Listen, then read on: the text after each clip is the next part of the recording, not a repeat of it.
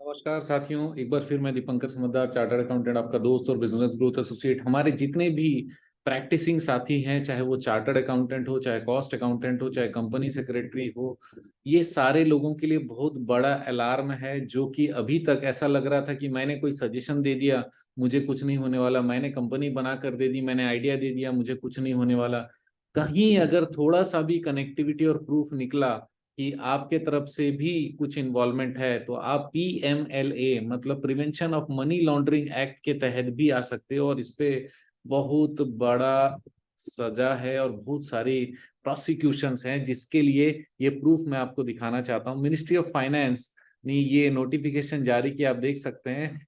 ये 2036 in exercise of the powers conferred by subclause 6 of clause SA of subsection 1 of section 2 of Prevention of Money Laundering Act, right? The central government hereby notifies the financial transaction carried out, ऐसे financial transaction जो कि central government ने notify किया, financial transaction जो carried out किया है किसने, bye a relevant person, किसी व्यक्ति के द्वारा। ये रिलीवेंट पर्सन कौन है मैं नीचे बताने वाला हूं। By a relevant person on behalf of his client, अपने क्लाइंट के बिहाफ में अगर वो ऐसा कुछ काम करता है, in the course of his और हर प्रोफेशन, अपने प्रोफेशन के दौरान, तो बहुत बड़ी दिक्कत होने वाली है उसको। PMLA मतलब prevention of money laundering act के तहत दोषी पाया जाएगा। और ये कौन से काम ये प्रोफेशनल करेंगे तो परेशानी होगी। सबसे पहला, buying and selling of any immovable property, किसी कंपनी जो कि मनी लॉन्ड्रिंग वाला काम कर रहा हो। मनी लॉन्ड्रिंग का मतलब क्या होता है कि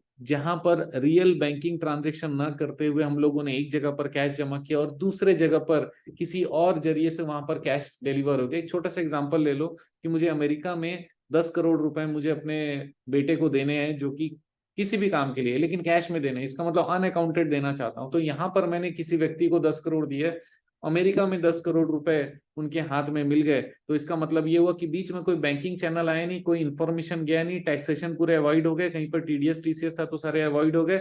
वो सारे अवॉइड होने के कारण इसको गलत माना जाता है, इलीगल माना जाता है। तो मनी लॉन्ड्रिंग के बहुत सारे तरीके होते हैं। कई कई बार प्रॉपर्टी खरीदे जाते हैं, इसलिए पहला ट्रांजेक्शन इन्होंने बताया, buying and selling of immovable property पूरा कैश में हो गया। Managing of client money, client के पैसे को मैनेज करना, उसके सिक्योरिटी को मैनेज करना, या किसी और तरीके के एसेट्स को अगर आप मैनेज कर रहे हो। मैं फिर से बता दूं, आप सब हमारे भाई हैं, जितने भी प्रोफेशन है उनके लिए भी, और जो ये काम करवाते हैं उनको भी सतर्क रहने की जरूरत है, क्योंकि जो आपको बचाता है अगर वो फंसा तो फिर तो बच ही नहीं सकता कोई। तो मैनेजमेंट ऑफ बैंक सेविंग और सिक्योरिटीज, ये भी अगर मैनेजमेंट कर रहा है तो भी इस दायरे में आएगा। Organisation of contributions for creation operation और मैनेजमेंट ऑफ कंपनीज, कई बार क्या होता है डोनेशंस वगैरह का कुछ प्लान सेट हो जाता है, कुछ प्लानिंग बनता है, वो प्लानिंग के दौरान ये क्रिएट करते हैं कंट्रीब्यूशन कहाँ से आएगा, उसका ऑपरेशन कैसे होगा, मैनेजमेंट कैसे होगा, ये सारी चीजें होती है।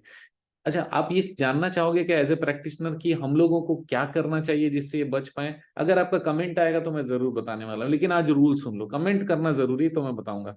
क्रिएशन ऑपरेशन और मैनेजमेंट ऑफ कंपनीज, कई बार क्या होता है कि हमने खाली कंपनी बना दी, उससे कुछ नहीं होने वाला।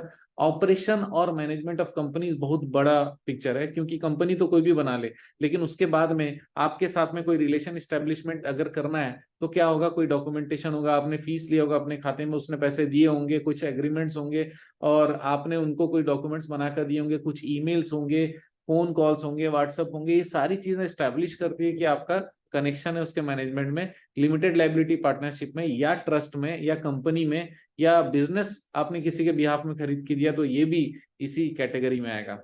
तो ये सारे जो एक्टिविटीज है, इसको PMLA prevention of money laundering act 2002 के तहत में लाया गया है। और इसमें एक्सप्लेनेशन बहुत, आप देख लीजिए, एक्सप्लेनेशन में बता रहा हूँ। सबसे पहला कि इसमें कौन कौन आने वाला है, सबसे पहला सर्टिफिकेट ऑफ प्रैक्टिस जो चार्टर्ड अकाउंटेंट्स हैं वो आएगा फर्स्ट पॉइंट में, आप देखिए। दूसरा कंपनी सेक्रेटरीज आएंगे, और तीसरा कॉस्ट अकाउंटेंट्स आएंगे। तो जो इंडिया के सबसे बड़े 3 प्रोफेशंस हैं वो इसमें आ गए हैं। अब ये बहुत बड़ा अलार्म है कि आज से ही सतर्क हो जाना है, डॉक्यूमेंटेशन के लिए अपने क्लाइंट को मोटिवेट करना है। आपको भी डॉक्यूमेंटेशन 100% करना है, पूरा लेजिटिमेट और लीगल काम करने का प्रयास करिएगा, तब जाकर आप अपनी जिम्मेदारी को निभा पाएंगे। देखिए, मनी लॉन्ड्रिंग हमारे देश में काफी सालों से चलते जा रहा है, लेकिन बहुत सारे रूल्स रेगुलेशन के कारण काफी कुछ हद में पकड़ में आया, लेकिन ये काफी कुछ नहीं है, बहुत सारी चीजें अभी भी चल रही है। लेकिन अगर प्रैक्टिशनर हाथ में आ जाता है तो फिर गवर्नमेंट को बहुत आसानी होगी ये सारी चीज को रिवील करने में।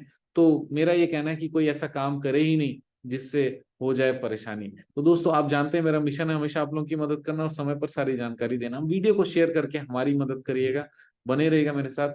आपका दिन जबरदस्त और शुभ